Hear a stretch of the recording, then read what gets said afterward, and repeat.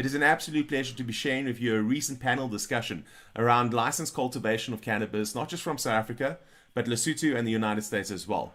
And we specifically look at a local cultivator in South Africa that's also got GMP approval and the journey they've been through to achieve that. We look at Lesotho and their shipments to Australia as well as Israel, where there's been a real challenge in terms of getting products into Israel. We talk about that journey. We talk about things like control union certification. And then we take a closer look at the United States, comparing activities between states. Now, I want to also highlight that we're going to be speaking to Cannabis from Switzerland, where they have actually talked us through the track and trace process and what they've seen across the spectrum, also their success in the adult use pilot programs. And then we go back to Phyllis Sunday to find out how do we increase inclusion in the Eastern Cape when it comes to cannabis and commercialization in South Africa. I hope you enjoyed this panel discussion and the recording and the information shared. Everyone, my name is Sbusiso Aba, and I'm the co-founder and CEO of Africa Cannabis Advisory Group. We're a services provider specialized in the medical cannabis and industrial hemp industries. We work with a broad range of industry stakeholders, including entrepreneurs, corporates, governments, and investors. ACA specializes in the conceptualization and execution of cannabis projects, with a focus on strategy development, investor readiness, capital raising, compliance, and global sales and distribution. Today, I'd like to thank everyone for joining us for our webinar titled The Cannabis Cultivation Risk Management. Before getting started, I'd just like to thank our main sponsor for tonight's event, Aeroside Africa.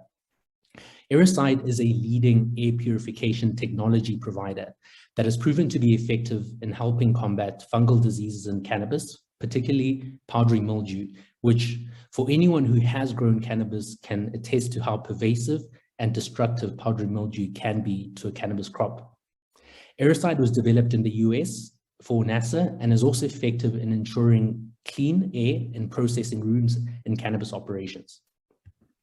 We'd also like to highlight our charity partner for tonight's webinar, Friends of Hemp South Africa, which was founded by Ayanda Bam, a leading cannabis activist and entrepreneur. Friends of Hemp is a broad-based alliance of South African citizens across the private sector, research institutions, government, NGOs, and associations, and is concerned about the prevention and criminalization of industrial hemp in South Africa. Set up as an NGO, the organization's efforts are driven by a desire to unlock the economic and socioeconomic potential of industrial hemp, and to provide South Africans the option to earn a legitimate livelihood from a recognized agricultural crop.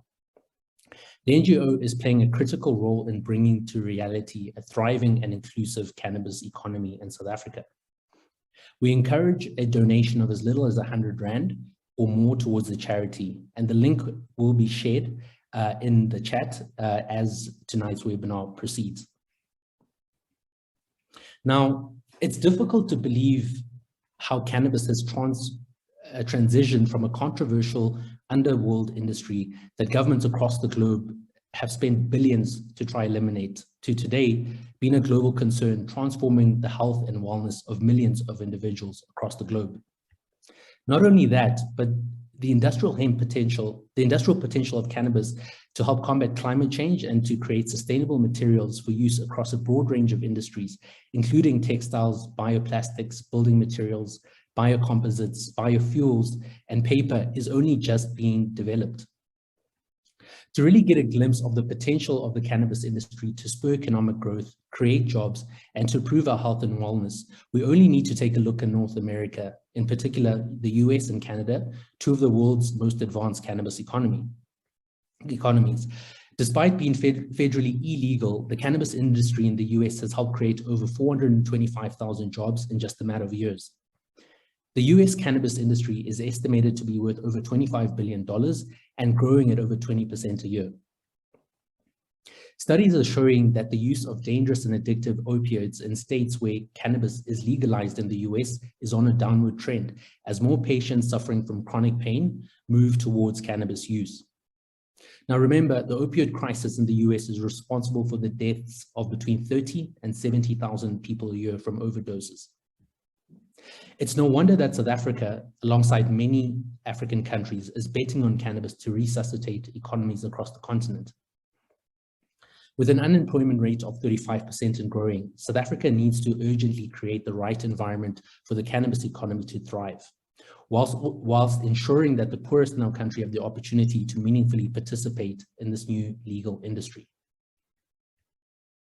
Now, cannabis cultivation remains one of the most challenging yet rewarding functions of the legal cannabis industry, and one where Africa has a competitive advantage versus most regions in the world. The cost of cultivating medical cannabis in Africa can be 50 to 90% lower than regions such as Canada and Denmark, where temperatures can fall below 20 degrees Celsius. Not only that, but the cost of labor and inputs on the continent is significantly cheaper than regions such as Australia, which share many of the climate advantages that Africa benefits from. It's no wonder that over 85% of the African cannabis entrepreneurs that we've engaged with over the last few years have all been looking to establish cannabis cultivation operations. Stellar cultivation practices and compliance standards can result in significant long-term value creation and sales, allowing growers to produce market-leading flower and extracts for local and export markets. At the same time, cannabis cultivation has proven to be a significant challenge for the legal cannabis industry across the globe. We only have to look at Canada to illustrate this point. Canada was the first G7 country to fully legalize cannabis and only the second country in the world after Uruguay to do so. Canadian licensed producers, most of which were focused on cultivation, began to attract significant investment to build cultivation facilities, a trend that we've been seeing all across the globe. Over 30 billion in capital expenditure has been deployed in the Canadian cannabis industry, and a decent percentage of that has gone towards cultivation. Initially, when Canada fully legalized cannabis, investors were squarely focused on rewarding companies for being ambitious with how much cannabis they were looking to cultivate. Capital for cultivation was easy to come by, and billions of dollars were invested in all types of cannabis facilities. For example, Aurora Sky, one of Canada's flagship cannabis cultivation facilities developed by the company Aurora, is around 6 hectares of cultivation size, a massive and almost unthinkable scale for a fully indoor facility. The facility was estimated to be able to produce 100 plus tons of cannabis annually, and cost over $120 million to develop. Last week, it was announced that this facility would be closed after only being run at 25%. This story, one of many, illustrates just how difficult cultivation is to crack for the cannabis industry. Now, don't worry, there are many other positive examples, so I don't want to be too discouraging so early in our webinar, and we'll discuss some of this further on. Now, in 2018, when the Canadian cannabis industry was legalized, the industry was definitely on a high, and the stock market reflected that. Cannabis shares were up in anything between 100 to 2,000% in the early days of legalization. However, as these companies started to report financial results from 2019, it started to become clear that cultivation assets did not necessarily equate to cannabis sales and profits. Now, some of the major challenges experienced by these companies include, number one, product quality. To put it bluntly, consumers, both on the medical and recreational side, were extremely disappointed by how poor product quality was in the early days. Number two, pricing. Now, due to high taxes, high capital expenditure, compliance costs, the legal cannabis products were 2 to 5 times more expensive than the illicit alternatives. And so a huge amount of energy and focus has to and continues to be required in order to transfer the production and consumption of cannabis into a legal framework. Number three, compliance. Anyone who has worked in the legal cannabis in the industry will tell you that compliance remains a major challenge for cannabis operators. Most of us in this space are actually on track to receive our honorary PhDs in cannabis compliance. That's how immersive you need to get to really solve a lot of these challenges. And lastly, distribution and market access. Often, Canadian licensed producers were growing cannabis in quantities that did not match their confirmed demand. This resulted in significant oversupply in the market and saw a ballooning of inventory of cannabis on balance sheets. In other words, a lot of cannabis was being stored because it could not be moved to the consumers who would be interested in buying the product. Now, many of these challenges offer key lessons for newly established cannabis companies. And today, we'll be getting insights from some of Africa's leading cannabis entrepreneurs and thought leaders on this very topic. I'm excited to unpack this further with my friend and colleague, Jeff Verlinden, who will be moderating today's discussion with our esteemed panelists.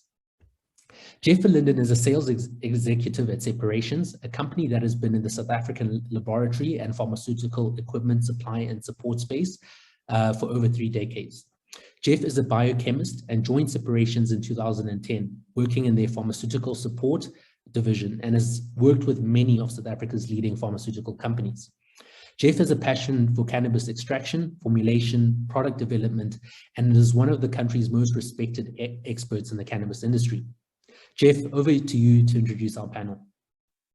Okay, awesome. Thanks, as well. I'm really excited for today's discussion because we're going to really try to unpack, where are the opportunities and what are the challenges in, cultivation and commercial cultivation.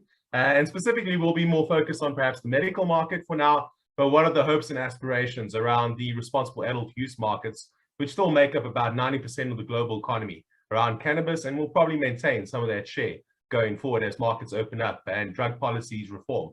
So I always like to have panelists self-introduce themselves personally, but I'm going to give you a bit of a scope of what we have on today. Today, we've got obviously a leading cultivator as well as a GMP processing facility on. We have psilocybin. We've got David on, who's going to be talking about the challenges they've overcome in Lesotho in moving the products forward and their exports. We've got Phyllis Sunday from the Eastern Cape that's going to speak more to the traditional aspects of cannabis and the challenges seen by the local cultivators that have been excluded. And then we've got Luke on, who's also been very prolific in terms of compliance software, track and trace software, and has actually had that exposure to multiple operations, which are not just in Switzerland, where he's obviously had a lot of success between the cantons and the adult use projects, but also without Africa and other parts of the world. So looking forward to all those experiences. And Sibs, we're going to bring you in as well as our favorite investment banker.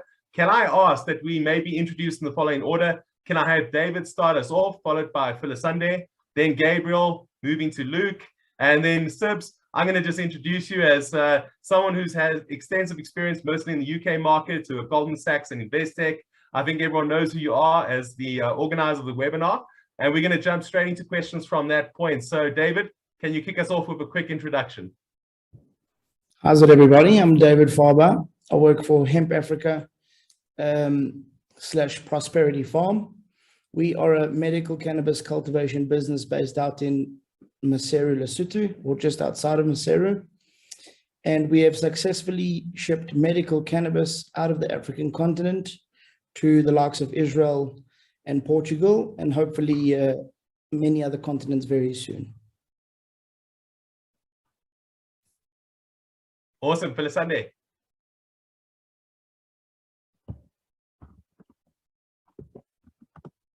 Phyllis Sunday, you might be on mute there. Sorry. Hi, greetings everybody. My name is Philasande Mashagacha, and I am based in Port St. John's. I've been working with the various communities that cultivate cannabis within the Honolulu Belt since 2015, advocating along with the likes of Ricky Stone, Simon Sperry, and Greg Sweeney, who are at Umzimvubu Farmers Support Network, advocating for the spraying of fields to come to a halt. And I am now working with the farmers within the same area with the newly formed structure that represents the farmers from around the same areas, which is Abalimi Bomya, directly translating to cannabis growers of Port St. John's. And yeah, thank you for having us here this evening. Awesome. Excellent. Gabriel. Good evening, everybody. I'm Gabriel Turan, founder of psilocybin. It's the first company to have a cultivation and GMP manufacturing license in South Africa. Basically specializing in extracts, final packaging and formulations. We've got our own product line in South Africa currently on the CBD side. And we're aiming to also help other brands, especially now as things open up, to help other cultivators to package their flower and even extract products for export and local market. And that's where we've positioned ourselves for now. Thanks. Awesome. Great. Luke. Awesome. First of all, thank you for having me, Sips. Jeff, always a pleasure. My name is Luke Richner. I'm originally from Switzerland. I come from supply chain management, international trade background. And what we do is basically track and trace supply chain, transparency, compliance, C2sell, whatever you want to call it. We're based in Switzerland, currently installed in 14 countries on 4 continents. See great traction in Africa. I really believe in the African market. We did have the pleasure to spend some time in Zimbabwe, in Malawi, but more and foremost in South Africa. Yeah, I mean, in the end of the day, what we do, we looked at international standards and processes, looked what some of the early days companies in that space were doing, US, Canada specifically, and believe we found a little bit of twist on that, which I'm happy to share a bit more in a bit. Awesome, excellent. I see that Cody's just joined us from Utah. So he's from obviously Utah, which has had a pretty strong medical focus, which will be great to kind of unpack the process there. I think Utah was legal since 2020 in terms of really allowing dispensaries to operate, or pharmacies. So Cody, if you can give us a quick introduction about your background, about obviously Dragonfly Wellness, and get us kicked in maybe to a bit about you. Absolutely. Thanks for having me, everybody. I really appreciate it. I'm honored to be on the call with everyone. Yeah, so I'm currently based in Utah in the United States, the state of Utah, and I'm head of facilities for Dragonfly Cultivation. We're a vertically integrated medical cannabis company. Our parent company is based out of Salt Lake. That's where our retail storefront is. So we do manufacturing, distribution, you name it, all of the above. And my background is 20 years in the legal medical and recreational market in California. So I took a job here about 6 months ago. I was a consultant for about a year before that.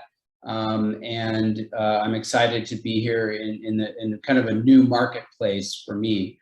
But I have a lot of experience in California, designing, building, and managing cultivation facilities, retail storefronts, processing and manufacturing facilities. Awesome, excellent. So Sips, we've done a quick introduction to you, so no worries about that. Let's kick into maybe our first question. I think I want to direct this to David. So obviously, David, can you give us a bit of context on your journey in the Lesotho market? You know, essentially, you know, Hemp Africa, the transition obviously to Prosperity Farm. You know, what has the journey been like from onset to where you are right now, and some you know, the initial experiences and challenges? It's been a lot of fun and a lot of headaches, but it's been a great learning experience. We started off in 2019. We started building our greenhouse in May that year. We then finished in December with a test grow from there, test harvest. And we were fully operational by the beginning of 2020, whereby we actually successfully shipped our first shipment out of the South African or African continent to Israel in August that year.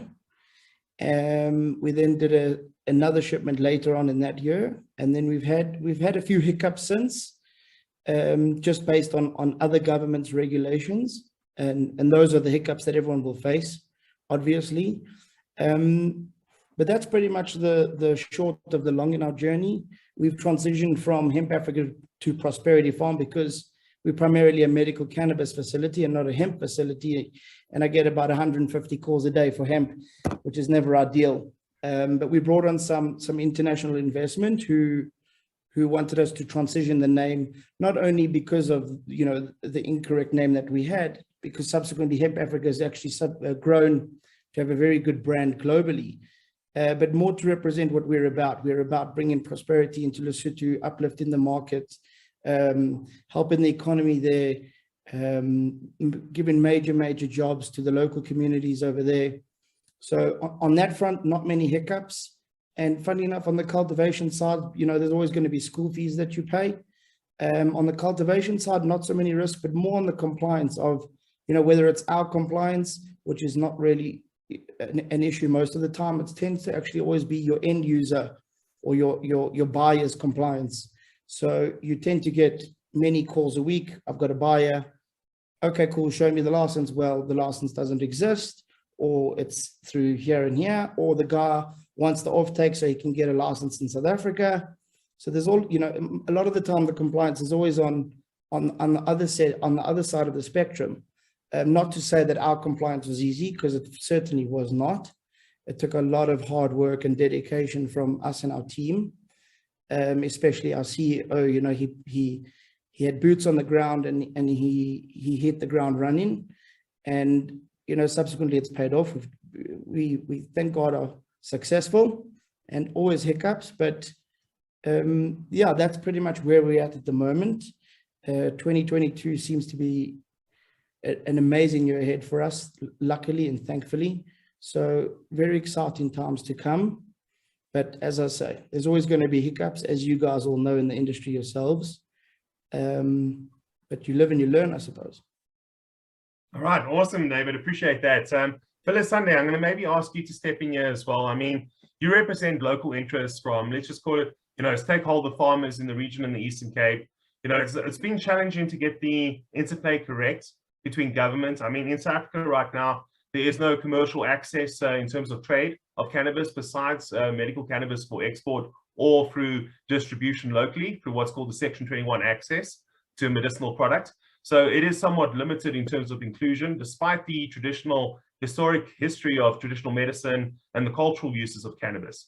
Can you maybe speak to us, Phyllis Sunday, about, you know, you've seen the businesses blossom. Theoretically, they shouldn't be a direct competitor to the illicit market in the immediate term, because it's been mostly export facing or medical card focused in terms of access through Section 21.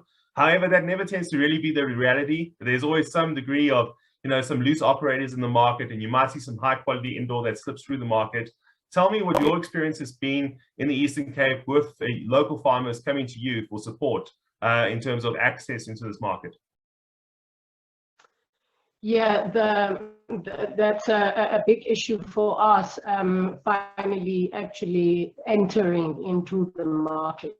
I mean, there's all of this hype around Wonderland being one of the best places, and in fact, the capital of cannabis cultivation in Southern Africa.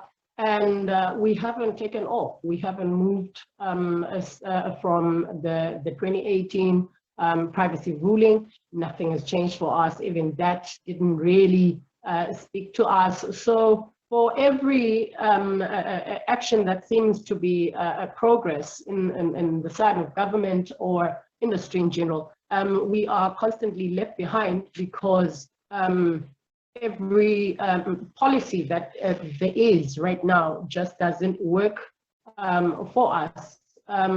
For instance, the last harvest, we've been sitting with tons and tons of cannabis that haven't seen the market, and simply because of the competition that's risen, and as well, our quality, as you say, has been compromised because of the newer strains that are fashionable, obviously, and with good reason. They've got higher THC than what we have. So for us, if we do actually want to take off, while we're also considering protecting our heritage genetics, it means that we can only be limited to medicinal processing, cultivation for processing, because we simply cannot compete with the recreational market any longer, you know, with everything that's happening. So it's a tight spot for us all the time, and we don't really have anyone to bounce off with and to come along and help us. But what we are getting is government constantly hyping all the opportunities that marijuana brings about, which we are sitting here and thinking, okay, when is it coming to us? So it's a bit of a frustrating journey for us, has been since lack of knowledge about policies, about the developments within the industry. It's a variation of things that are just hindering us from actually taking off. Okay, excellent. Yeah, I think what we'll circle around to the discussion on land races and the preservation of genetics, but I completely hear your comments around, you know, flavor of the month, cultivation strains coming in, higher THC, you know, genetics infiltrating into the local domestic flora. So it's that's definitely a topic, and I think we need to see some kind of reform in terms of access. I think it's very difficult to hit a mark, especially when that mark is multiple regulatory systems around the world. You know, Israel is completely separate from Australia, which is a world apart from EU GMP into Europe. So there's a few things to unpack here. I think on that point, Gabriel, let's bring you in. I know that you were one of the first licensed cultivators for GACP, Good Agricultural and Collection Practices, but also got the head house and the facility on GMP approval. For anyone who doesn't know, South Africa is a PICS member, which means we are harmonized to some extent around GMP standards. Naturally, there's still some additional scrutiny when you're going into certain jurisdictions to verify the level of the GMP. But one thing I want to ask you about is there was a lot of news. I remember the Bloomberg article around the future aspirations of psilocybin, also in the IPO space. Can you maybe unpack, you know, where you are in that journey? You know, what is the forward-looking forecast? It's not the easiest market right now to be raising capital, that's for sure. But it's one where, you know, it's got to probably be the right flavor for the right investor and the right story behind that listing. So give us a bit of an update. Okay, so maybe I must tell you the full story. So psilocybin was created not to be solely in the cannabis space. So we're using cannabis and the hype around cannabis, and that's what we've done. We use the hype around that to build a global brand, a global presence, or recognition at least. With the end goal to actually do an IPO, which we're now in the process of doing, but we're not taking a cannabis company to market, because there's a dime a dozen, like you said earlier, crash and burn. The market, I feel, it's probably too late if you're not in it to get in, but if you're in it, you need to survive. Psilocybin itself, we took a different stance at it. We decided, okay, we're going to use cannabis as the thing that will propel us into the global health solutions industry. So what we are looking at deploying is, and you'll see it when the prospectus come out, cannabis is only a very small portion within it. We're looking at a wellness solutions company from genetics, human genetics, not plants, for the confusion possibly, yeah. So from the human genetics, understanding that, plotting that out, giving specific nutrition formulations. We've got the GMP facility on our side to also manufacture. And then going into wearable devices, how do we track? Because that's going to be the future of healthcare. So it's not just about one single thing, it's how you package all of these different solutions or things out there, from tech to cannabis to psychedelics to all of these things. How do you package that and take it as one product into the market? And that's what we're planning to do on a global scale, starting in South Africa. Starting raising money here, acquire the assets that we are looking at acquiring globally, and then from there hop into like a NASDAQ or something like that to really deploy the end solution. So cannabis was merely just a start for us. Helped, it worked in the space, luckily for us. There was still a hype a year ago. I think the hype is towards the flip side today, but luckily it worked out in that sense for us. So in terms of the IPO, we're very, very close. We're probably about a few weeks out in terms of being able to circulate the prospectus. So things are looking really good for us in that space. Thank you. Okay, awesome. Yeah, I would say precision medicine is definitely a place to go into. Personalized precision medicine is going to be a big future market. I mean, we saw with psilocybin as well, the first clinical trials approved by SAPRA, our regulator, about 2-3 weeks ago. So that's also positive news from a regulatory position in terms of enabling these clinical trials to move ahead on the continent. We definitely have a very diverse population subset for global trials and assessments for medicine. Personalized medicine obviously goes a little against that orthodox approach to your mass production around a standard drug modality or for a certain indication. But we'll see how the regulators adjust. I mean, we've seen the same thing with precision tissue culture. It's an interesting world to see what's happening. And I know you're in the biohacking space, so curious to know more. I'm going to jump to Luke. Luke, you've had the benefit of obviously seeing a lot of operations, going through the rigmarole. Obviously, when people start out, typically compliance was not always first of mind, but they've soon realized, independent of markets, consumers have the right to know what's in their products, to have full traceability of the product. So whether that's responsible adult use, whether that's medicinal, it's more critical in medicinal with a vulnerable patient subset. So there's definitely a need for increased traceability, increased documentation about sourcing. Talk us through in terms of the importance of track and trace and what you've seen maybe develop and the trends you've seen in the last, maybe even let's use the last 12 months. Where's the focus been in the markets you've been engaged with? All right, I'll start with what track and trace is. Basically, it's who did what, how, when, and why, right? And it starts from the moment you put the seed into the seed registry, you create a plant passport, then you set the seed, who is giving which fertilizer, is the person trained for the fertilizer, is the training refreshed, etc., etc. So it goes all the way throughout the supply chain. Is it harvest? Is the scissors cleaned for the next batch? So track and trace is somewhere in between. Do you have to record everything or just parts of it, which then depends on the end product that you actually generate, right? I would say their natural, how do you say, the legacy grower, let's call it like that, which I hate the term, but anyways, old school grower maybe was not used to record everything for certain reasons, and they sometimes have a harder time to go in that direction.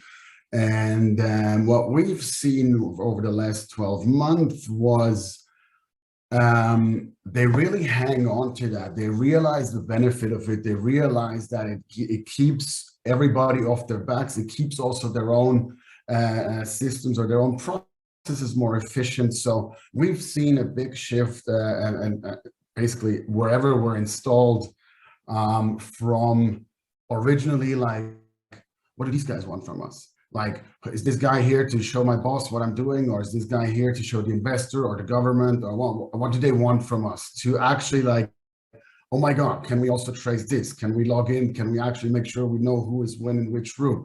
Because on one hand side, yes, it might keep a lot of things off your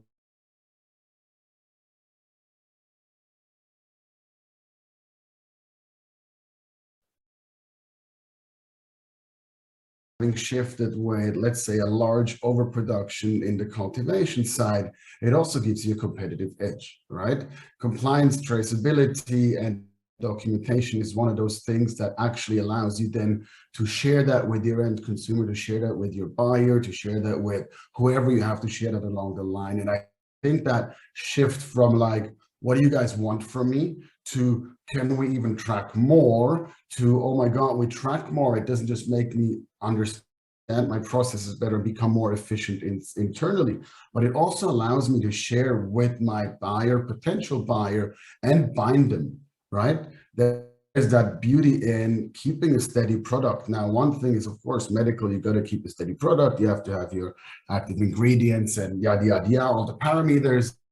And in Europe or in Switzerland specifically, we're now going more into the rec market, but also don't forget that CBD wants to have a certain level of quality control and quality standards, right? And continuous quality standards. And I think the biggest shift was from what do you want from me to can we do more? I think that's to sum it up. Yeah. Yeah, I think I agree with you. I mean, there is going to be that formalization of the sectors across the world, and I think it comes down to that uniformity. But we've got to be careful of uniformity, because we saw what happened with Aurora Sky and the need for over focus on automation and scale and try to increase efficiencies with more and more cultivation capacity. But you need to understand the consumer, and if it's going to be largely adult use, they're going to be very discerning. And talking about discerning consumers, I think let's bring Cody in here. Because Cody, you've obviously moved from the California market, which has a balance of quite a long history of high quality cultivation, focus on the consumer. Going to Utah, I mean, I'd like to get some of your contrast between, I mean, Utah, in my understanding, and I don't know if it's changed, but it's been a very medicinal focused market. It's been one of, you have to see a pharmacist, pharmacy needs to dispense to you in a medical platform. It's almost similar to how I'd put parallels for our Section 21 approvals here locally. It goes through a rigorous process, whereas, there's been more flexibility with adult use in California. And, how have you seen that adjustment? Because you've been there for 6 months. What is your biggest drawback, contrast, or maybe advice to, seeing a very mature market like California, seeing Utah that's come online slightly differently, maybe similar to South Africa, but it could change very quickly to adult use. Talk us through maybe some of those comparisons.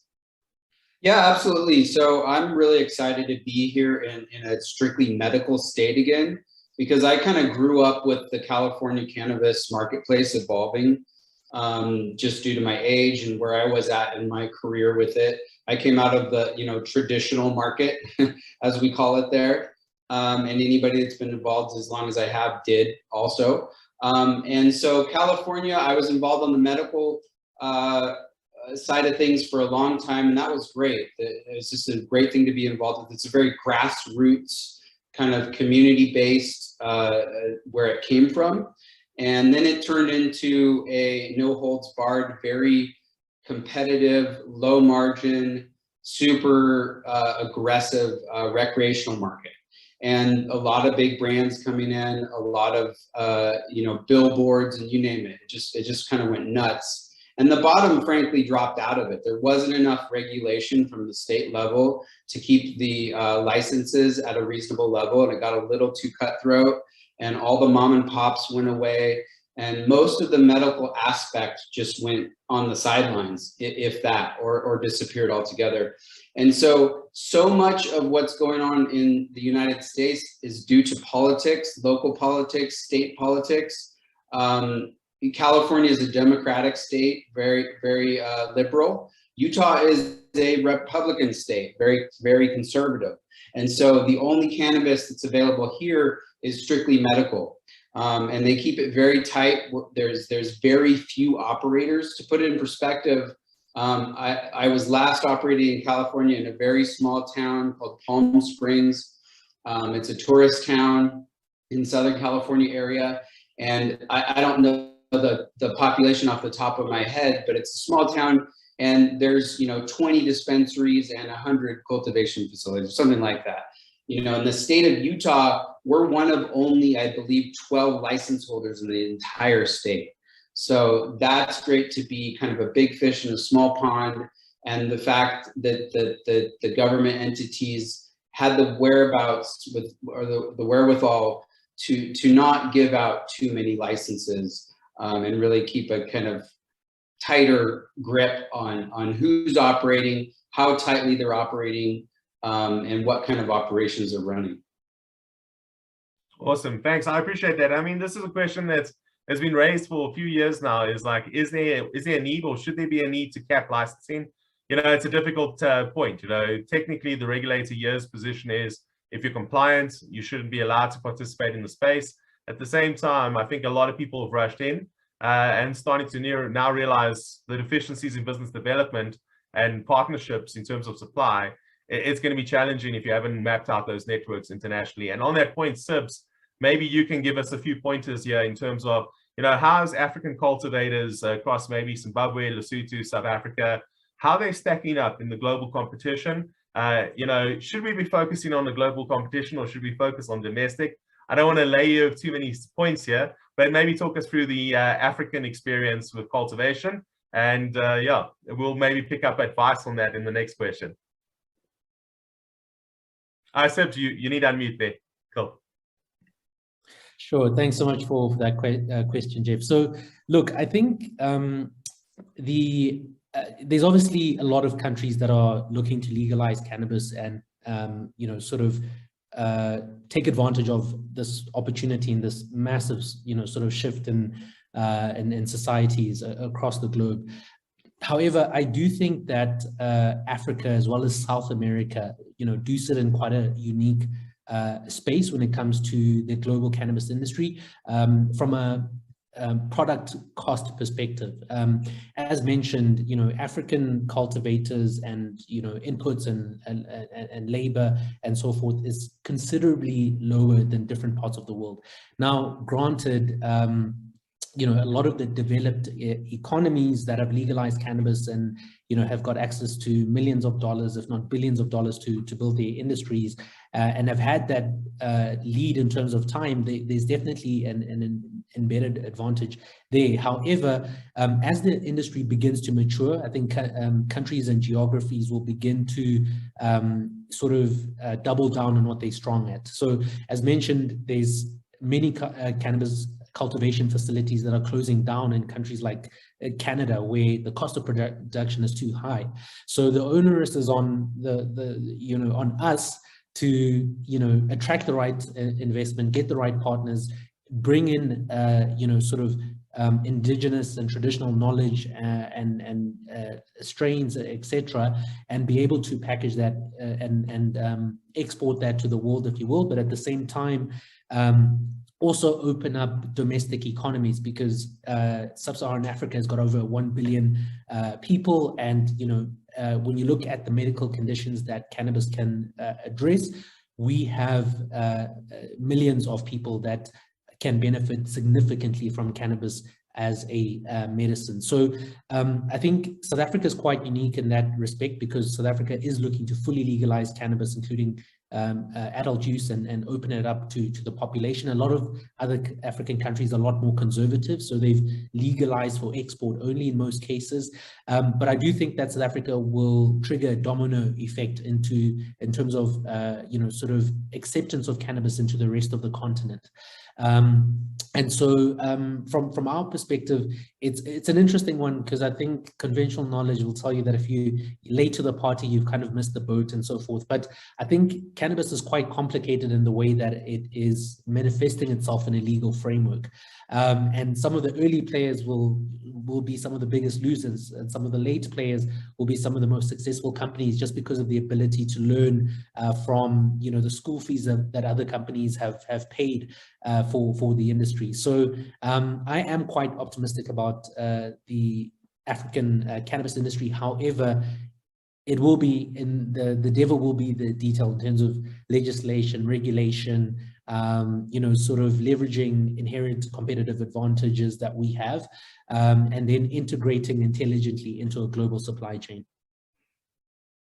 Awesome. Yeah, I fully agreed. I mean, I think anyone who's practical about it would know that African botanicals is going to have a massive market for the next decade. So I think African operators should really be focusing on, when people think of Africa, they think of the nature available in the space. So I think botanicals coming from Africa will always have an appeal to the Northern Hemisphere in terms of supply and chain and quality. So it's an interesting one to play out. And I agree with you, regulation needs to accelerate.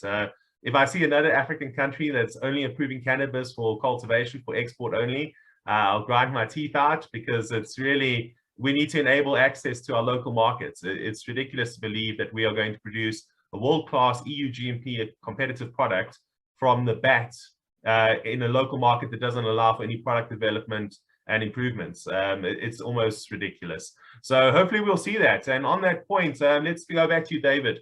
David, you guys have been successful with some exports. Talk us through, maybe, I know one of the markets you mentioned was Israel, and one of the requirements for anyone watching when dealing with the Israeli market is control union certification and getting through that whole procedure 109 in terms of approval. And I believe in May, there's more pesticides being added to the list in Israel for testing, which didn't help a lot of imports in the first 6 months of last year. around, restrictions coming through with the ministry. Talk us through some of your experiences with international shipments, and what were your lessons in that process that you could perhaps share in terms of insights and challenges? Yeah, so obviously Will 109 gave us a nice hard in, unfortunately. And it wasn't actually just 6 months, it was predominantly most of the year, because as much as it was the 6 months, there was the massive backlog from the whole year of people not being able to. Luckily for that, that's been relaxed, and that's going to now allow us to please God, hopefully ship some more bud out of Africa in the next few weeks. The challenges we faced the most would be finding the right supplies in terms of actual transportation, which we've luckily come to partnership with a great supplier, thankfully.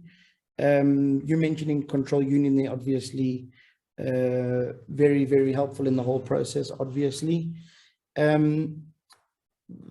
The only advice that I could say is make sure that you control the shipping yourself.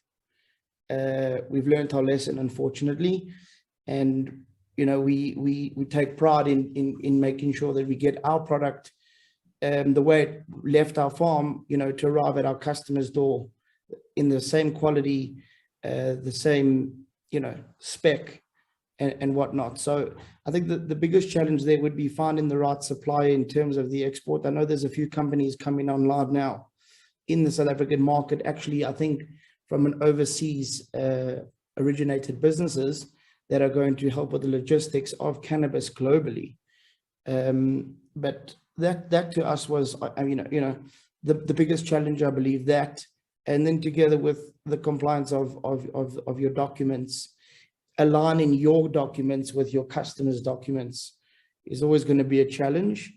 And we've paid some school fees, but luckily, now we know how it works. It's a copy and paste, thankfully for us. There may be 1 or 2 extra steps involved, which we've now covered our tracks, and we've assured obviously our clients that that's all sorted. So we're good to go, but for sure, do your homework.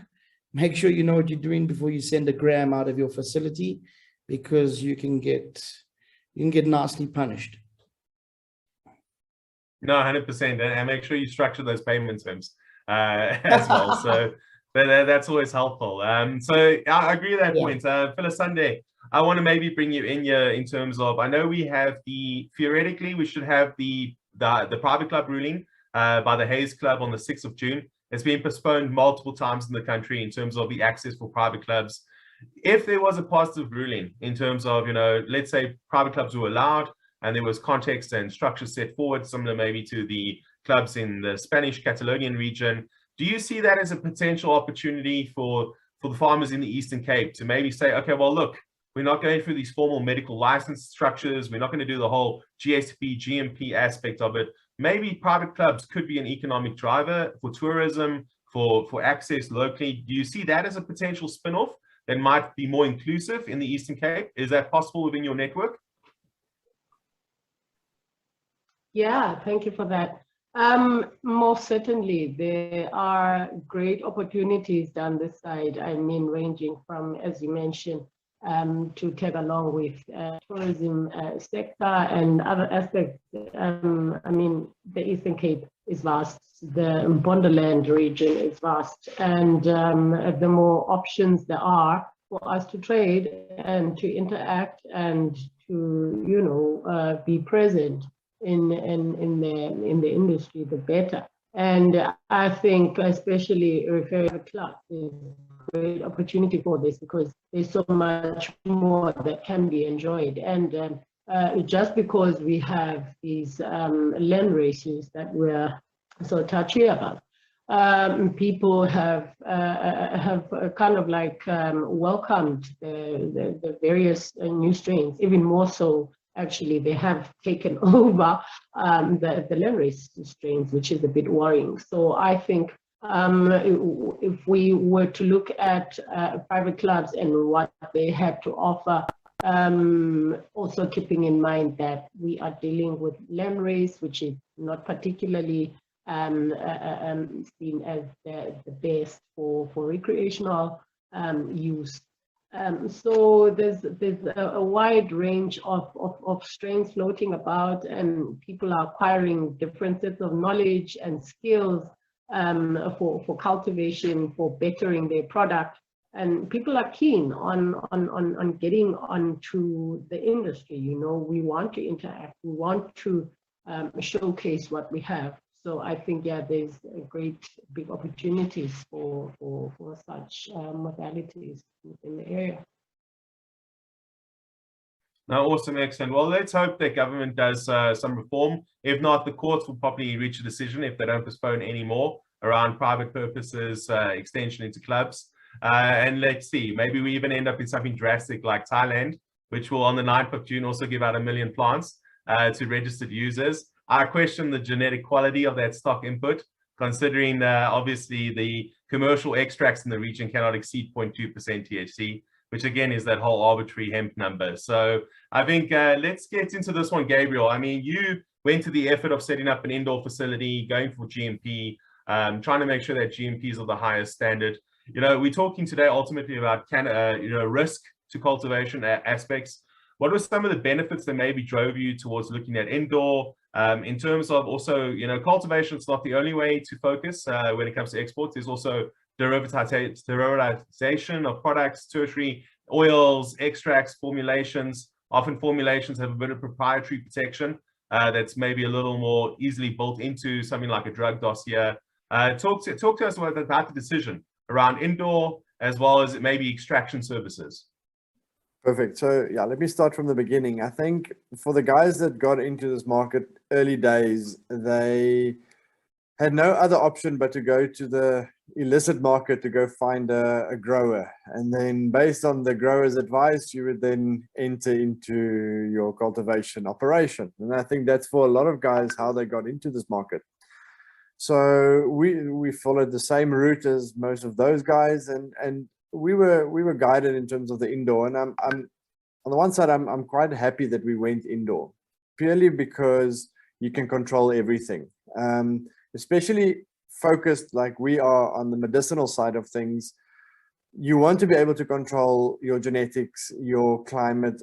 Well, first of all, based on your genetic, I believe genetics is the most important thing. So that's where you should start, finding a proper genetic line or plant or couple of plants that you are going to be formulating products from.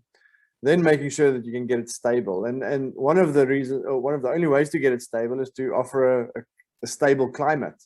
And indoor is perfect for that because you control literally everything from humidity, light, your CO2 levels, everything is controlled.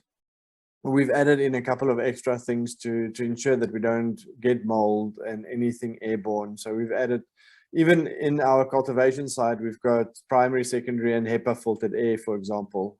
We did not spare any costs in terms of that. And then I think one of the biggest challenges in this space is finding growers that has the skill or experience in growing at scale. And in the beginning, when I was doing research, I traveled the whole world and ended up in California and met with a lady called Mara Gordon, and she's quite well known in the medical cannabis side, and making medicines for kids and people with cancer and so forth. And the one joke was, I said to her, no, we've got a master grower, and she lost her plot, and she said to me, I can now guarantee you, you do not have a master grower. There's not a lot of people with 20.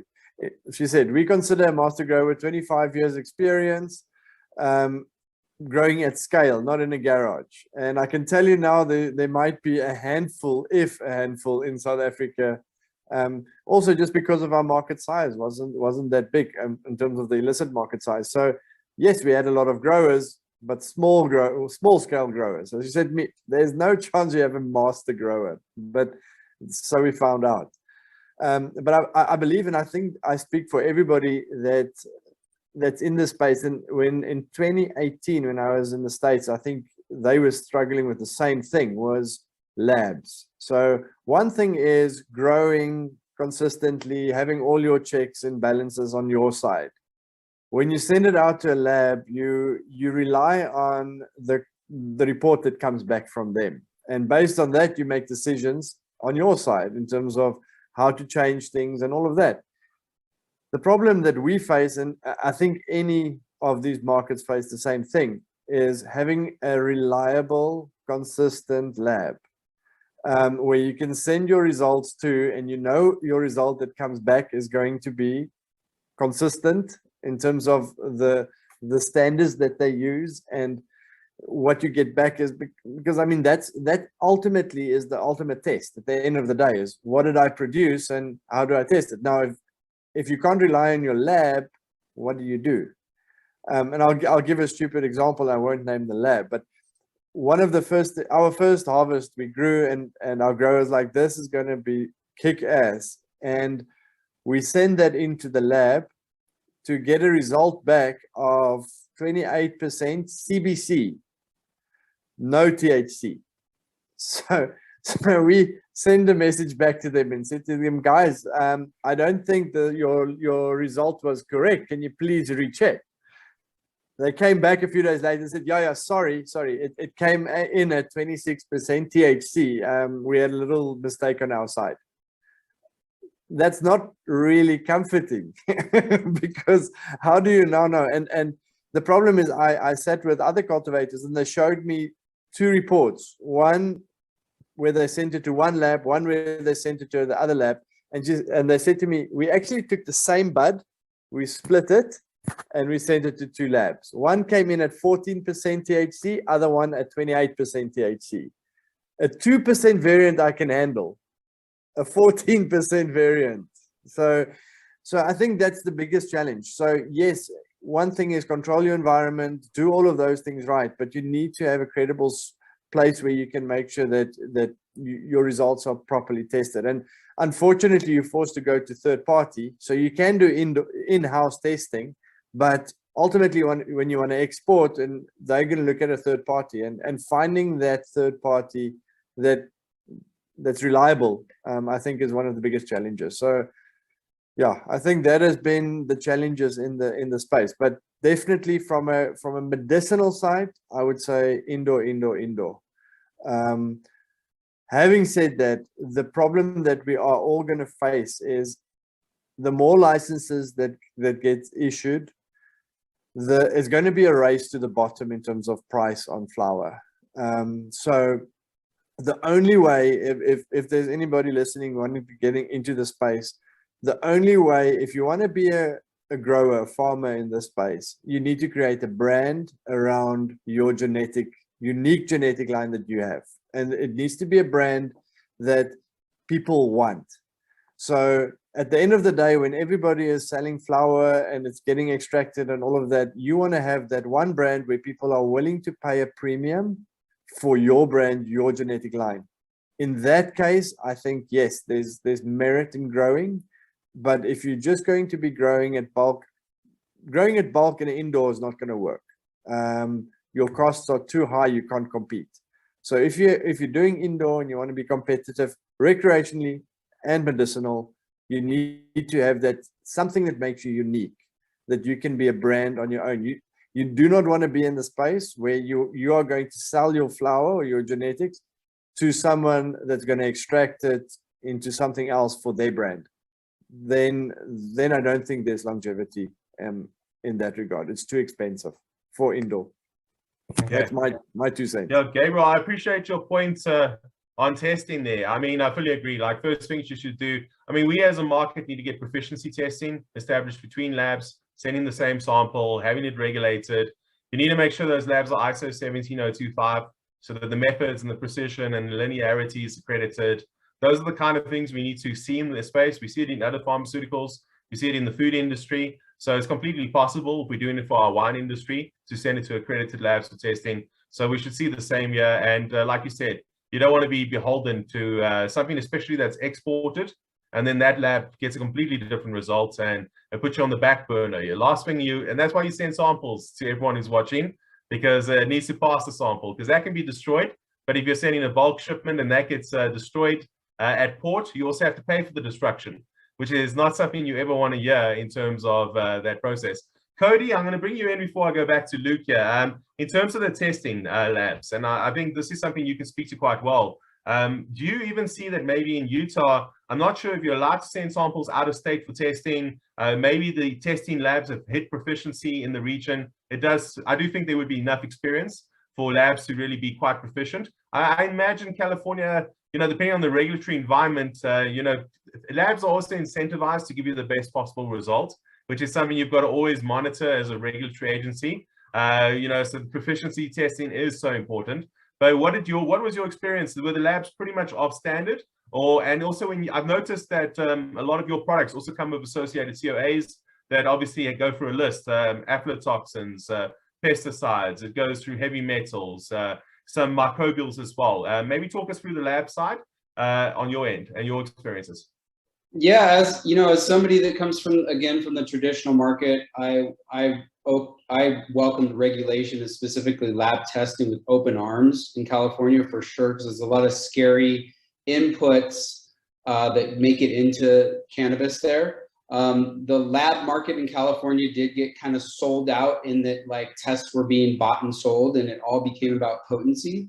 And one thing that Utah is doing right is that they have very few labs, but the thing that I think that they're doing wrong is that it's a state mandated lab, so there's zero competition.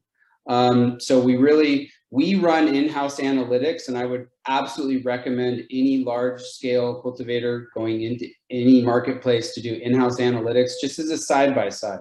Because if you have a lab technician and a lab set up professionally, you have a better idea of what you're getting. Gabriel spoke to that variance. There's always some kind of variance, but there can be radical variances.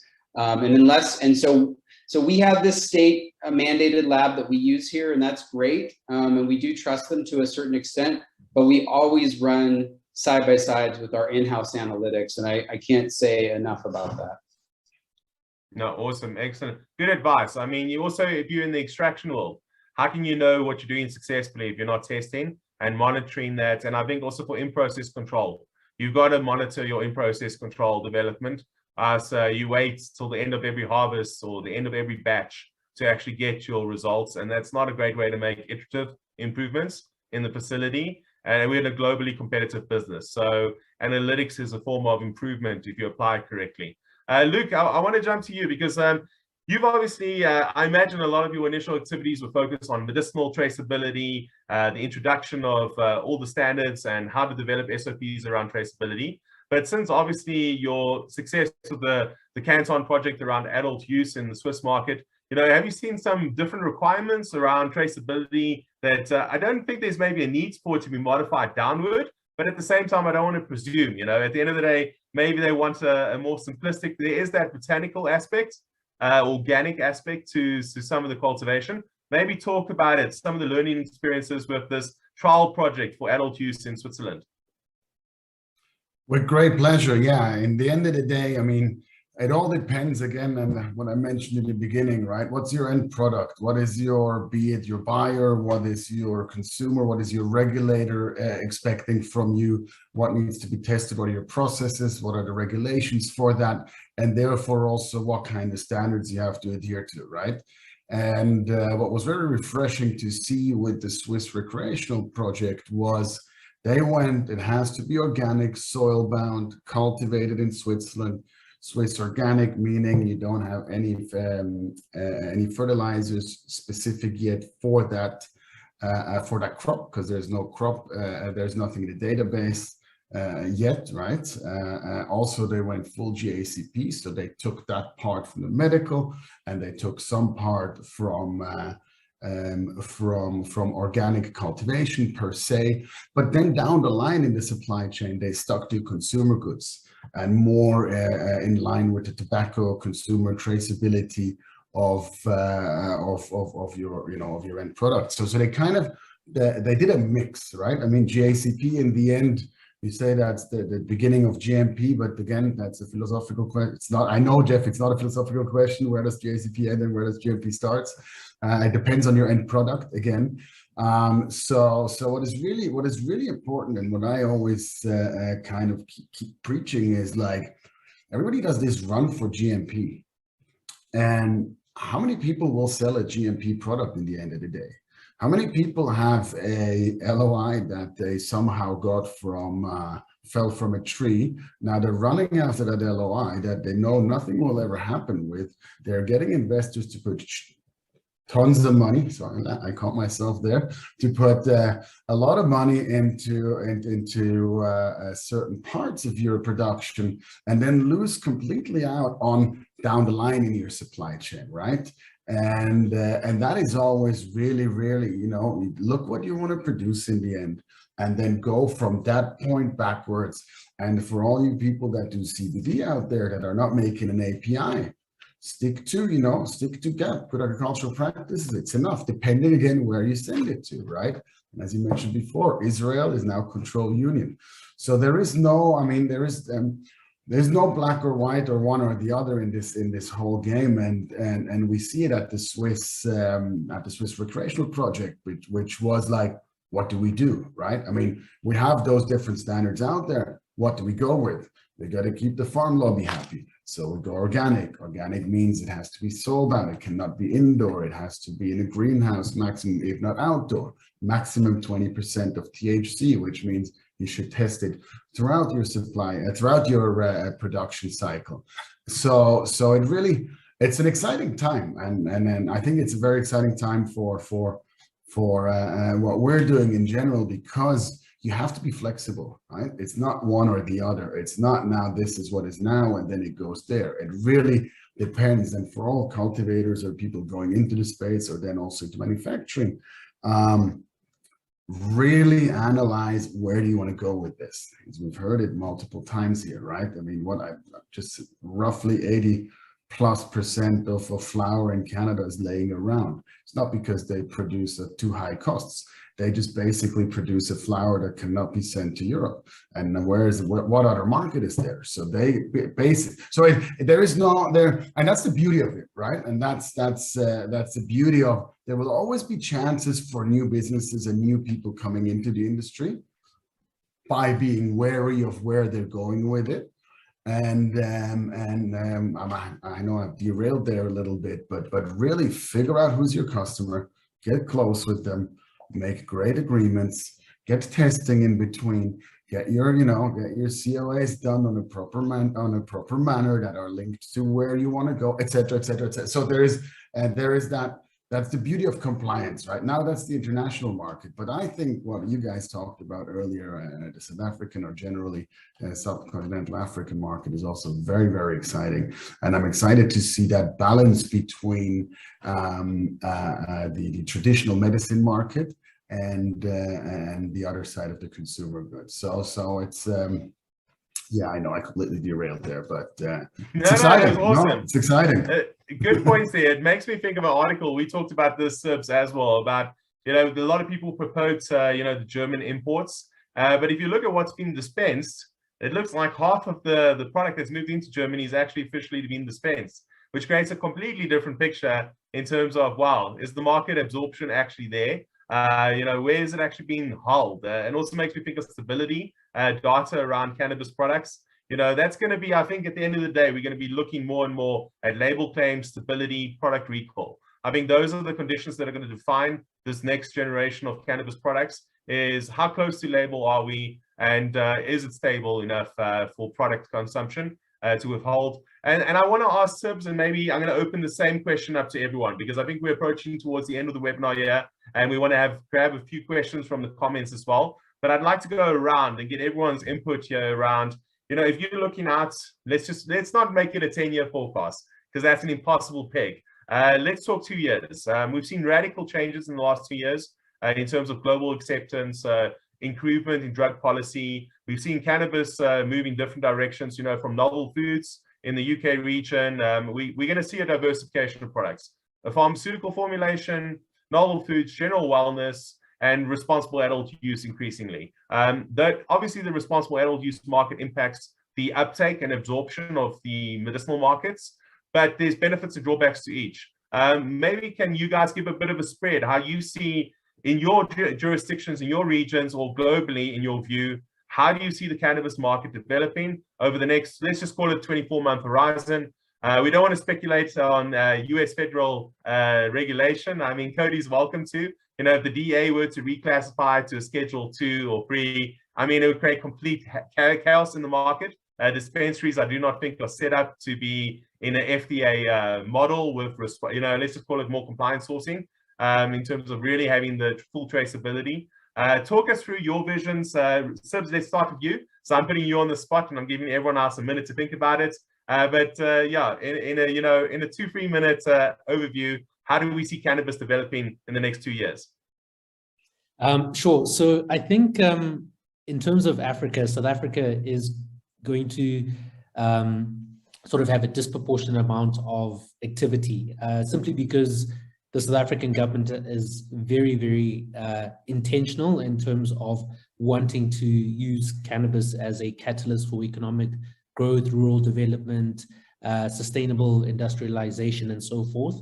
And, you know, I think South Africa is very much going to be sort of the example that a lot of other African countries look at to decide whether cannabis works or not in terms of a domestic industry and a domestic framework. You know, we do have to remember that cannabis is, you know, sort of three verticals or industries. There's medical, there's industrial in terms of materials, and there's adult use in terms of recreational, etc.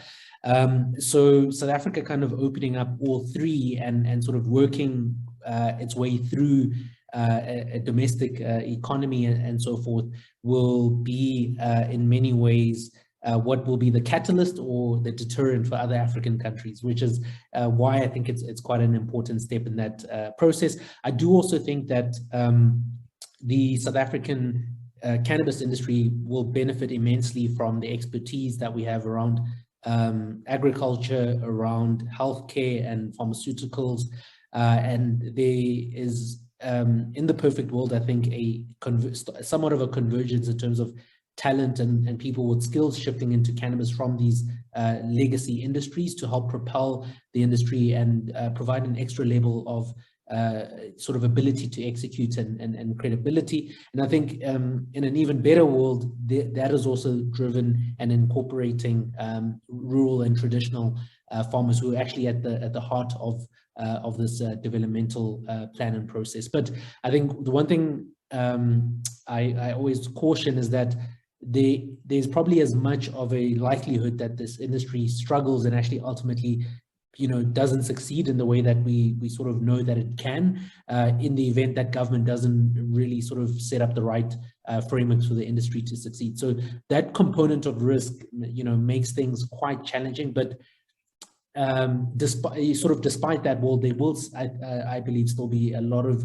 local champions who integrate into an international supply chain, just a lot less than what we can have if we don't have, you know, sort of the right legislative framework and sort of bringing together different stakeholders, but driven by government ultimately. Okay, awesome, 100%. David, your forecast on the next 24 months? So in truth, I think I might get put on the burner here, that I honestly don't see much change, purely because people are trying to get too fancy in my mind. I think people are trying to, you know, they're all over the show. Whereas if you look at our personal project itself, we didn't get fancy. We put up a greenhouse, we became compliant, we grew flower, we were told how to ship flower, we listened and we exported. Instead of sitting there trying to get fancy, finding CEOs and growers and licenses and lands and 500 staff members and raising $300 million cash and getting clever and fancy. And I think that's where people are wasting a hell of a lot of time, especially in South Africa. And I got pretty much no experience in South Africa whatsoever. But from all the coffees and meetings that we've had, I feel like everyone's trying to get all of their ducks in a row before they even take 2 steps. And we've taken the approach of, instead of, you know, what do they say? They say, don't run, first walk. And we've done the total opposite. We hit the ground running.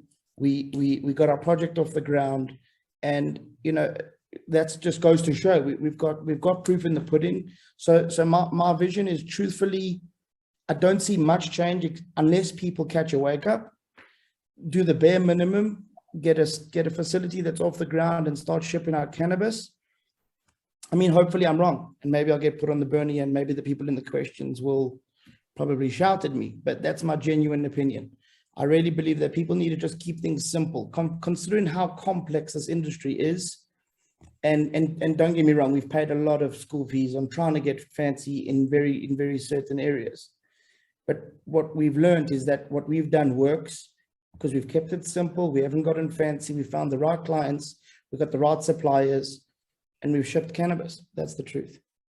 Awesome, excellent. I think what's happened at Aurora Sky with last week's announcement, seeing cannabis, vegetative plants on lifts back and forth, moving around the facility, is maybe a testament to, don't overcomplicate, don't over automate what was always a very personal relationship with the plant. Well, even more so at the end of the day, a continent like us, keep it simple. There are millions of people who need jobs. Yeah. Just employ the local guys, and a lot of them know how to grow cannabis, funny enough. So keep it simple. No, absolutely. I like that advice. Gabriel, let's pick it up for you. Okay, so maybe a bit of a mixed message. So I believe cannabis is going to open the door for all plant-based medicines globally. And I think that is also why it's taking a little bit longer than we all expect, because I think everybody knows that once cannabis is through the door, psychedelics and all of these things are right behind them. And we all know the medical benefits of cannabis. We focus on medicine side. We all know the research that's coming through on the psychedelic side and what threat it poses to the big pharma guys out there. So I believe on that side, it is going to take long. And David, I tend to agree with you on the one side that everybody is overcomplicating this thing, and you have to ask yourself why. And I'm talking from the regulatory point of view. When they schedule cannabis as a Schedule 6, for example, when they issued our GMP license, they wanted to say it's a cannabis GMP license. And we fought them and we said, what is a cannabis GMP license? A GMP license is the facility, and cannabis is purely a product line. So what on earth is a cannabis GMP license? So the point I'm trying to make is I think the regulators are trying to put cannabis, they've got this whole Medicine Act where they classify everything, and cannabis is there. But yet when they try and regulate it, they put it outside of all of this and they say we're going to regulate it on its own. And it doesn't make sense. So I think, to David's point, everything needs to be simplified. And hopefully the regulators will get onto that bandwagon. I believe, my view is, it feels like our regulator, and I think all the countries that's coming online, they don't go look at what's happened globally. They don't go and look at what happened in Canada. How did they roll out? How did they overtax? And then it became a problem so that the black market still carried on. So we're all going down that same pathway, and it's 10 years away. So in the beginning, I thought, okay, at least we can learn from Canada and we can springboard ourselves 10 years. It doesn't look like we're doing it that way. So it's going to be a long process. Having said that, in the last 6 months, things feel like it's been getting a little bit more traction globally. We've had much more interest. It feels like in some cases it's getting a little bit easier to engage with people. The one caution also, to Luke's point earlier, don't lend your ears to everybody, because every second call we get is, are you guys going to go EU GMP? No, there's no need to go EU GMP. Our facility is only this big.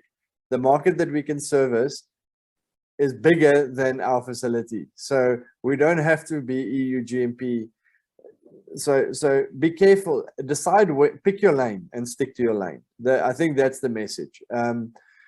This is, when I started, I had this analogy whereby it's like watching an Indiana Jones movie. You're running into this cave and there's all this gold and treasure everywhere, and this thing is collapsing, this cave. So you need to decide, what are you going to run out with? If you're going to stay in the cave and just look at all these shiny things, it's going to collapse on you. So pick your lane. If you get out of the cave and you're alive and you have whatever little thing you got out with, at least you got out with it and you got something out of this industry. And I think that is where we're at. So pick your lane, decide what you want to develop, start there. Ultimately, I think it's a race to the bottom in terms of flower prices. It is going to become another commodity like anything else in the farming space. And unfortunately, the farmer is always going to get the end of the stick, the short end. And the retailers and the guys who builds the brands, that's the guys who's going to make the money at the end of the day. So my advice is build a brand. If you want to be on the cultivation side only, build your brand around that. Focus on good genetics, create something that is unique to you that people want, and build a brand around that then, if you want to stay on the flower side. But don't just go and put up massive facilities thinking that the markets are there. I think we all made that mistake. You look at the figures and you say, holy crap, you can get €5 a gram or whatever. And by the time you get there, it's like, wow, that was just the academical figure. You can't get your thing out. So be very careful. Start small. Start small and build a decent foundation before you grow. That's my advice if cannabis is the thing that you're going to stay in. Awesome. Yeah, I like that analogy of the Aladdin's cave.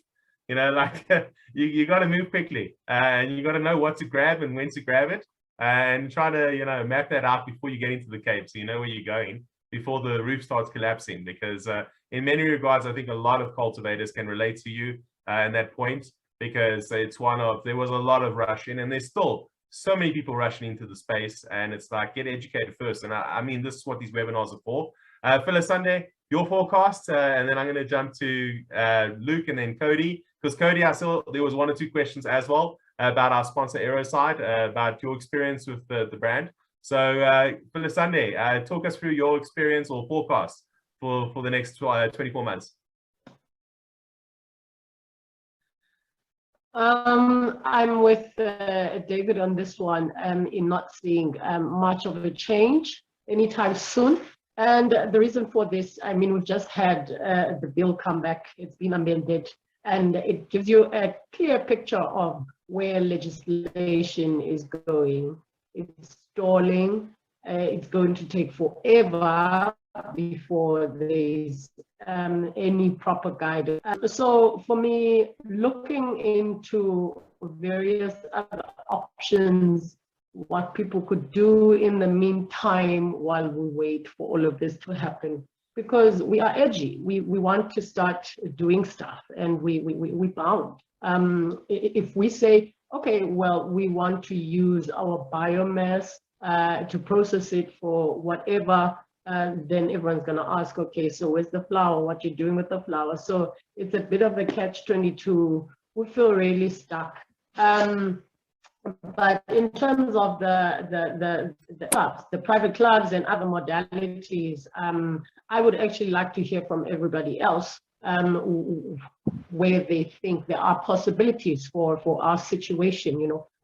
But I think we are lucky in that regard, that we've got some of our government, like your departments of agriculture and others, really keenly trying to penetrate the policy space, trying to assist us in trying to resolve this big void. So I think, yeah, looking into different options, really into what we could be doing in the meantime is pretty much all that we can do. But otherwise, I don't really see legislation taking us through it easily anytime soon. I'm seeing a good 5 years while they do the back and forth with trying to create the policy. So yeah, we need to move. Fair enough.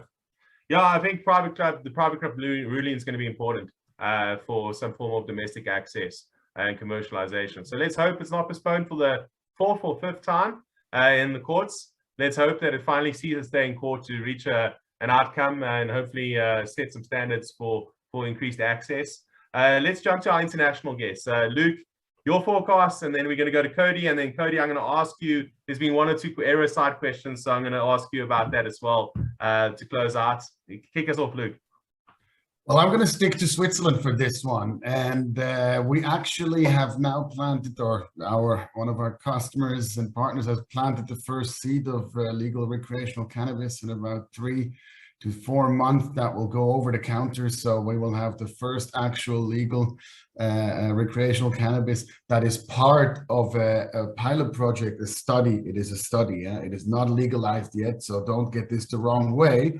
It is still the first a product that is going to go over the counter, in this case through a pharmacy, but not on a medical basis, but on a consumer basis for a consumer in that case. So that is super exciting. So I know we heard some mixed things about Africa at the moment, so I'll just stick to the things that are positive and give this a bit of a positive spin, what is happening in Switzerland at the moment.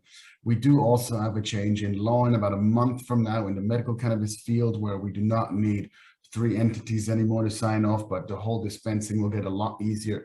Licenses for export and for import are going to actually be available. There's a whole shift on that side. So meaning Switzerland being able to import and export in the future gives also some hope for products. This is medical. This now would be EU GMP. That gives them a hope to the EU GMP facilities down in South Africa. So yeah, it is opening up. It is not opening up everywhere at the same pace. We're looking in a couple of more months to a year or 2 at Germany, and once Germany falls, everybody else falls along. So yeah, I do see not just a tunnel. There is somewhere there is some light, but again, it depends. It depends what you can get out of that tunnel before it closes. To go back to Aladdin's cave. No, 100%. Good point. I mean, the German adult use market and what happens and how long it takes. If it goes live 2024, I think it will be a domino for European markets. And then there's always the Asian market.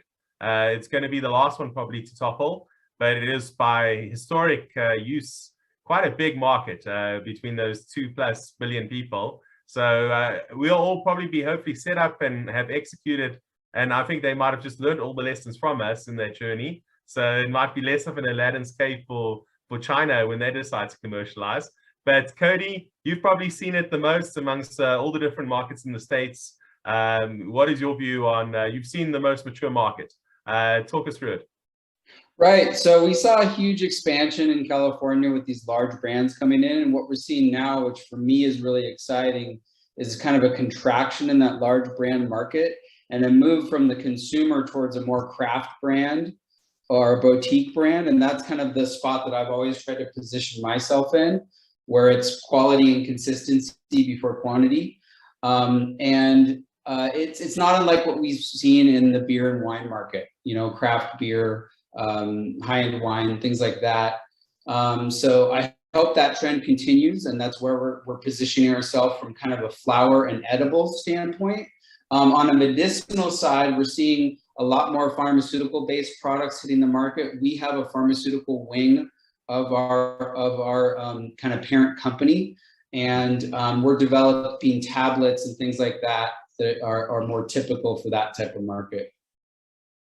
Yeah, no, absolutely. That dosage form variety is going to become in the medical space, and the formulation is going to be your only form of protection.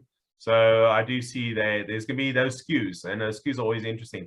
And I know that we've seen some questions in there. There's been some on social equity as well, which we'll try to address.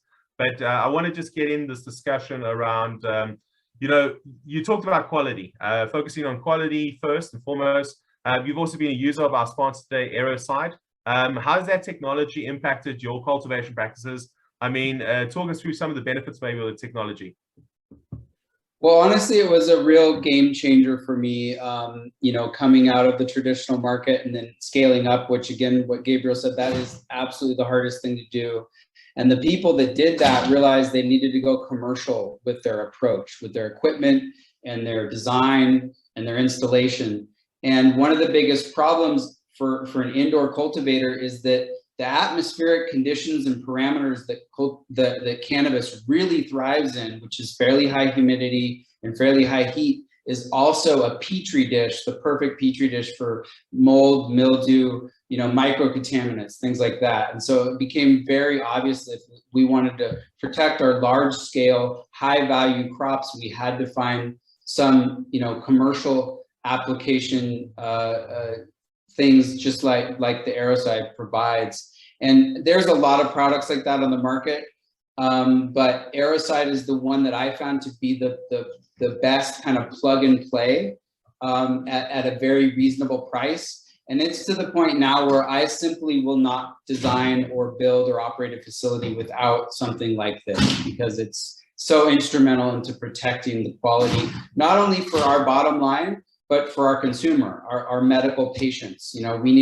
We test our cannabis, our flower, in the parts per billion for microcontaminants. And so I have to make sure that nothing like that sneaks into our crop.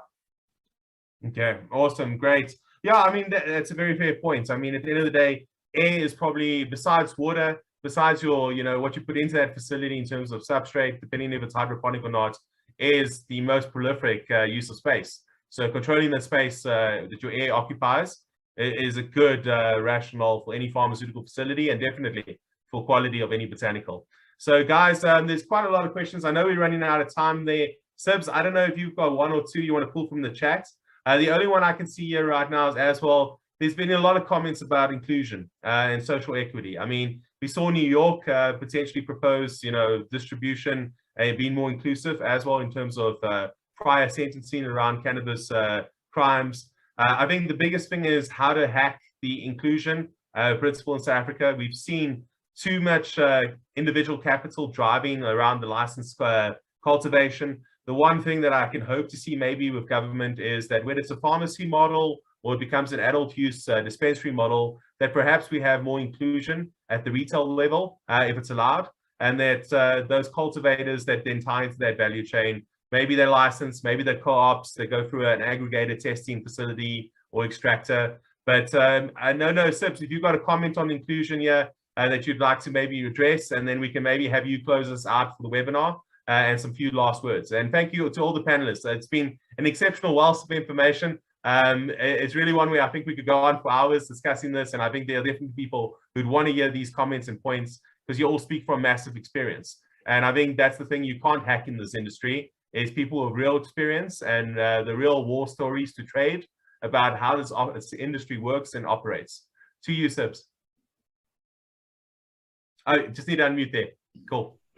Sure. So, look, I think the question on inclusion is a really, really important one. I think if you take a step back from cannabis altogether and just kind of look at what are some of the major challenges that society is going through as a whole, as a global economy or global village, inequality is probably very high up on that list, if not number one. And you can sort of even see it with sort of the inflation crisis that we're going through at the moment. It's kind of just starting, but inflation is quite literally sort of drowning individuals in terms of economic ability and so forth. So and inequality is the root cause of a lot of social and political tension around the world. And so cannabis is an old industry, but in many ways a new industry in terms of a legal framework. And so it's almost the option of developing this industry without that social equity component, or without that sort of developmental focus or lens is basically just contributing more towards a much bigger ticking time bomb around inequality, particularly South Africa, arguably the most unequal society in the world, and Africa, also very, sort of high on the Gini coefficient. So there is no choice. I think one of the sort of reasons why I'm a little bit more optimistic in terms of timelines, let's say from a South African perspective, is the fact that South Africa is just a few sort of situations away from a much more significant situation than the July unrest that we saw last year. We very much, there are too many South Africans cannot economically cannot function. People cannot provide for their families. People, and it is very much a a situation that will force, I think, the government's hand in many ways in terms of looking to address some of these concerns and challenges. But let's see how that plays out. But I am a little bit more optimistic because of how desperate the situation is from our perspective, as an example. There's many questions and comments that unfortunately we will not get a chance to get to. But we, really, firstly, I'd like to thank all the panelists and Jeff, you as the moderator, for a really robust discussion with so many different perspectives on the industry in terms of where we are, where we're going, and how to participate in this industry as an entrepreneur or someone who's looking to make a mark within the space. I'd like to also thank our sponsors, Aeroside, our sort of premium sponsor, for making today's session possible, but as well as Schindler's, Separation, 7NRG, Zubalola, and of course our US partner, Global Go, for making this happen. And lastly, I'd like to encourage everyone to also have a look at Friends of Hemp, and as and where you can support the organization, I think it would be greatly appreciated. We are also engaging a number of other charities within the space that are working with traditional and rural growers and communities. We're having good discussions with Pila on that front. So we are looking to use this platform to ensure that we are, sort of moving together as a collective in supporting the legalization of the cannabis industry. So thanks once again to everyone for making this a really, really insightful and robust discussion. And we very much look forward to engaging and collaborating with people that are participants, the panelists, and it's a bumpy road ahead, but I think one that continues to be very exciting within this industry. So awesome. Thank you so much, everyone. Thanks, Sips. Thanks, everyone. We're looking forward to Thank the next you, everybody. webinar. Thanks. Absolutely. Thank you. Thank you, everybody. Good evening. Thank you. Cheers. Bye.